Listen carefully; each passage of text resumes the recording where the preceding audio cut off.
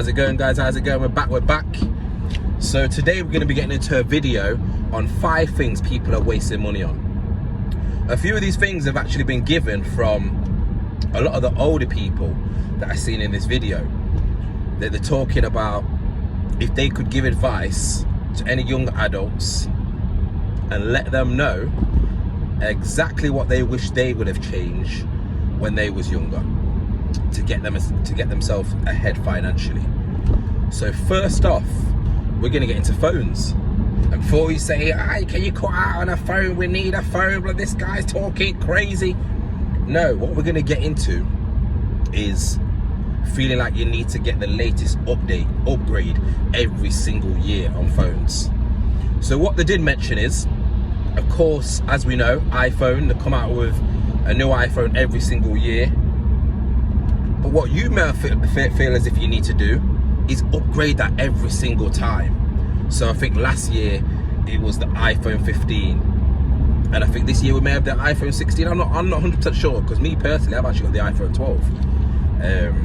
But what they got into is they all do exactly the same thing.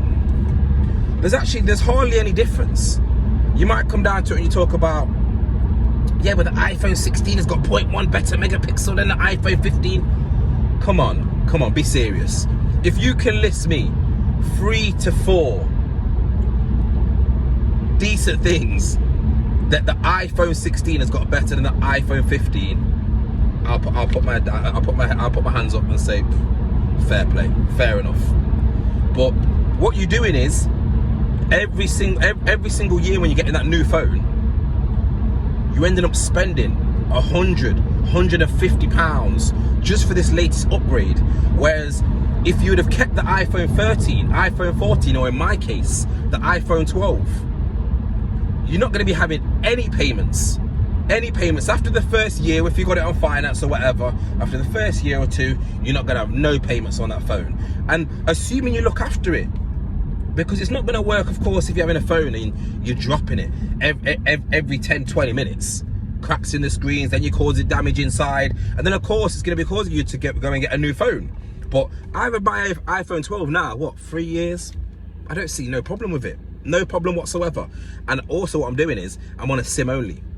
So there's no contract where we're talking about £40-50 a month for a limited this and unlimited that. To be honest, you can still get decent deals on the SIM only. So that's what I've done. I've got a SIM only, and it's costing me £20 a month. So of course I own the phone outright, and then I go about paying £20 a month for limited data or unlimited minutes, unlimited texts. And that's, like I say, saving me a good £100 a month instead of going for the iPhone 16. So getting on to the next one. So next one we're going to get into is weddings. You're getting so many people spending 10, 20, 30, 40 grand for a wedding, getting themselves tied up into debt, having sleepless nights, struggling, thinking about how they're going to be paying this monthly payment to pay off their wedding. But don't get me wrong, yes, of course it's okay to have a big wedding, but if you're in the place financially to do so. See, I've been to weddings in the past. DY, he'll know who he is. One of the best weddings, actually, if not the best wedding that I've been to. But my friend here, he's in the place to do so. He's not going to be having these sleepless nights, stressing about how he's going to be paying his wedding off. And that's the thing. If you're not in that place financially, to have a big wedding, and you know you're going to be stressing after that day is gone, after that big day is gone, then it doesn't make sense for you to do that.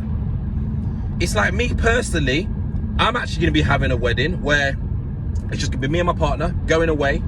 We might spend a nice 5K on a decent holiday. We'll go get a witness from the street. Hey, how you doing, mate? Come here, can you just witness this? And that's what we're doing. We're gonna get it tied in just like that. Okay, but we're both happy to do so. I suppose it might be different if your partner wants the big day, all the family there, all the friends there, and then you don't. Yes, that might not work. But as from how other people think, like how my family might think or how my friends might think, I don't care about that, to be honest with you. I don't care about that. You know, this is about me and my wife's like I say, it's about our decision in this. The next one we're going to get into is cars. See, a lot of people, and you know I speak on this every single time, and that's because cars is everybody's one of the biggest expenses. Okay, people are spending between £300 and £1,000 a month on a vehicle, when the car that you're in, it's doing exactly the same as any other car. It's just going to get you from A to B. It's going to get you to work and back. It's going to get you to go see your family. It's going to get you to go see your friends.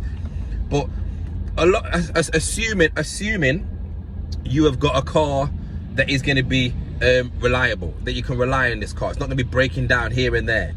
But this is the thing, guys. A lot of the times people just want to get this car just to stand out. They just want to get a crazy vehicle just to say, look at me, look what I'm driving in. Look, to get the head turns. And no, it's like, no, honestly, nobody actually gives a damn. The only thing that does give a damn is your bike when you're going into debt. That's the only thing that gives a damn. And yourself, when you're stressing every single month thinking about how you're going to pay it. That's the only people that give a damn, I promise you. So it's like, how about just, like I say, downgrading that car, or go get a car that you can afford? That will absolutely save you a fortune. And when you get this car, you've got to look after it. It comes down to like its MOTs, its services. These are the things that you've got to do year in, year out. Okay? If you stay on top of that, this car will keep you going for years. Let's get on to the next one. The next one we're going to get into is designer clothes. So when I'm talking about designer clothes, we're talking about the Louis Vuitton, the Gucci, the Fendi, the Prada, the Versace. See, what you don't realize is, and I've done all this, don't get me wrong, I've done all this, and I've still got all them garms in the cupboard. Okay, you might even see me rocking it next week. You're thinking, this guy's just been preaching about getting all the designer clothes, and he's got them. I promise you now, I've not bought no designer in, it's got to be in about 3 years. I'm gonna be real, 3 years. But reason being is because I say a lot of the times, every time, do you know how much it costs to make this piece of, like, a t-shirt, trousers, trainers? It's probably costing them, honestly, about £10-20. And next minute, because they're putting the name on it, you've got yourself as paying £200-400 for this t-shirt. And majority of the time, it don't even look good. I say it don't look good. Like I say, if you got the nice little shape, you know how to drop that swagger, then yeah, you can make it look right. But you're getting people just getting it for the sake of it, thinking they could just drop on a little Gucci top and then think they're the shit. It doesn't work like that. It doesn't work like that, I promise you. But you can save yourself a fortune from going to a nice little Zara, a nice little Primark, and you can, to be honest, you can make it look right. I'm telling you, I be dropping tops. People will say all the time, what top's that? I'd say, yo, this is a little top from Asda. But you see, because the shoulders are making it look nice and the biceps at the back, it's about how you rock it.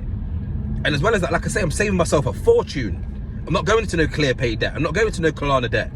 I'm spending a little £10, a little £15 on these tops, and then I'm good to go. So that's another thing that people are wasting money on, and that you can save a fortune on. And the last one we're going to get into is gambling. A lot of people are wasting so much money every single month on gambling. And I say that people are actually getting into debt doing it. People are jeopardizing their family doing it. And you're going to have a lot of my friends, they'll watch this, they'll say, let me live with a little gamble. I like a little gamble as well. I like a little gamble. But it's called responsible gambling.